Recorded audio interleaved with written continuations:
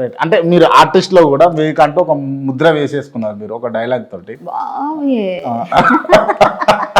ఇది కూడా నా హస్కీ వాయిస్ తో నేనే బిల్డ్ చేసుకున్నాను. ఎట్లా అంటే మీకు డైరెక్టర్ అప్పుడు ఉన్నటువంటి సినిమాలో చెప్పలేదు అంటే అప్పుడు వివి నాయక్ గారు డైరెక్టరు ఆ సినిమాకి, నేను బ్రహ్మానందం గారి ప్రక్కన క్యారెక్టరు, మేడ్ క్యారెక్టర్. సో అది నేనేంటంటే చక్కగా ఇప్పుడు ఎట్లా చీర కట్టుకొచ్చాను అట్లా కట్టుకుని వెళ్ళిపోయాను సెట్లోకి.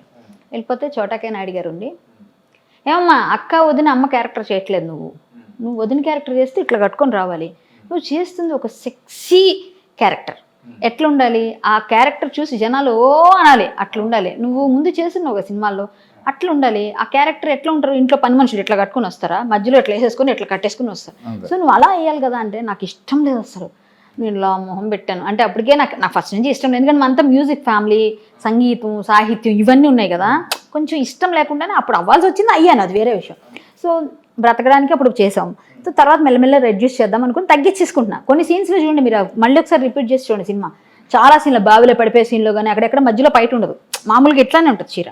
సో నేను అది ఒక్క 2 సీన్లో మాత్రం అట్లా వేయించారు, ఆయనే పెట్టారు, ఒక చోటకైనా అడిగారు ఇరికించారు అక్కడ. సో మన వినాయక్ గారు చాలా సాఫ్ట్, ఆయన కళ్యాణి మరి అంటున్నారు కదా అని ఆయన అంతే అన్నారు. సరే ఇంకా క్యారెక్టర్ కోసం క్యారెక్టర్ కోసం నేను మధ్యలో పైటేసి ఇట్లా పెట్టి మనకి క్యారెక్టర్లో పరకాయ ప్రవేశం చేసి చేసాం. చేసేటప్పుడు నాకు వాయిస్ కూడా కొంచెం ఏదైనా డిఫరెంట్గా చేయి మాడ్యులేషన్ అన్నారు.